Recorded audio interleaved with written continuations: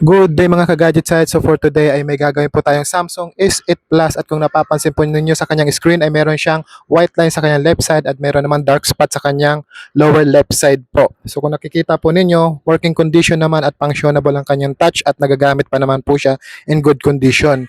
Pero sa ganitong problem po, ang ating gagawin po dito ay magpapalit po tayo ng LCD kasi itong dark spot na to ay hindi po nare-repair kundi kailangan po palitan ng panibagong LCD. Pero working condition, nagagamit naman po siya. Pero ang gusto ng customer ay palitan na lang po. Ang ipapalit nga po pala natin dito ay OLED with frame na po para mas magandang kanyang LCD and working condition pa rin po ang fingerprint nito dahil ang ipapalit natin ay OLED. So kapag ang ipapalit po natin ay LCD with frame, kailangan po natin i-disassembly or tanggalin ang lahat po ng parts dito sa kanyang old LCD frame po at ilipat sa panibagong LCD na meron frame. So makikita nyo po dito sa video kung paano po natin dito ikakabit ang kanyang bagong LCD with frame po. So baklasin na po natin ito at i-disassembly upang ma-take out na po natin ang lahat ng pyesa at mailipat papunta doon sa kanyang bagong metal frame. So watch the video.